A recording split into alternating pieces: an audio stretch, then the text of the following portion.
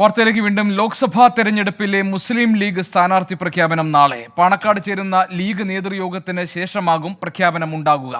അതേസമയം ലീഗിന്റെ 3-ാം സീറ്റ് ആവശ്യത്തിൽ തീരുമാനമെടുക്കാൻ കോൺഗ്രസ് സംസ്ഥാന നേതൃത്വത്തിന് ഹൈക്കമാൻഡ് നിർദ്ദേശം നൽകി. മലപ്പുറത്ത് നിന്ന് സമീർ ബിൻ കരീം നമ്മളോടൊപ്പം ചേരുന്നു. സമീർ, നാളെയാണ് മുസ്ലിം ലീഗിന്റെ 3-ാം സീറ്റ് സംബന്ധിച്ച ആവശ്യത്തിലെ നിർണായകമായ തീരുമാനം വരാനിരിക്കുന്നത്. രാജ്യസഭാ സീറ്റ് നൽകിയ ആവശ്യം തൽക്കാലം മറികടക്കാൻ കഴിയും എന്നൊരു ആത്മവിശ്വാസം കോൺഗ്രസിനുണ്ട്. അതേ വഴിക്കാണോ ലീഗിലെ ആലോചനകൾ?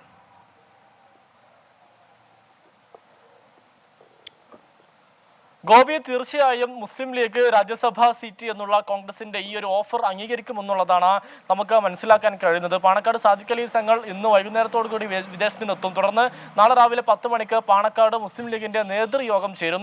ഈ യോഗത്തിൽ വളരെ വിശദമായി തന്നെ 3-ാം സീറ്റിന് പകരമായി കോൺഗ്രസ് മുന്നോട്ട് വെച്ച രാജ്യസഭാ സീറ്റിന്റെ കാര്യം വളരെ വിശദമായി തന്നെ ചർച്ച ചെയ്യും. സ്വാഭാവികമായും മുസ്ലിം ലീഗ് ഇത് അംഗീകരിക്കുകയും ചെയ്യുമെന്നുള്ളതാണ് നമുക്ക് മനസ്സിലാക്കാൻ കഴിയുന്നത്.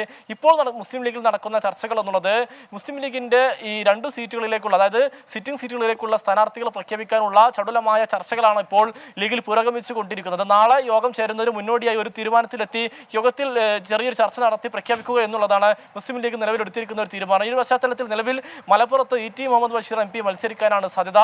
അതോടൊപ്പം തന്നെ പൊന്നാനിയിൽ അബ്ദുൽ സമദ് സമദാനിയെ മത്സരിപ്പിക്കണോ, അതല്ല അബ്ദുൽ സമദ് സമദാനിയെ രാജ്യസഭയിലേക്ക് അയച്ച് പകരം അവിടെ മറ്റാരെങ്കിലും മത്സരിപ്പിക്കണോ എന്നുള്ള കാര്യത്തിലുള്ള ഒരു അന്തിമമായ ഘട്ടത്തിലേക്കാണ് ഇപ്പോൾ ചർച്ചകൾ പുരോഗമിച്ചുകൊണ്ടിരിക്കുന്നത്.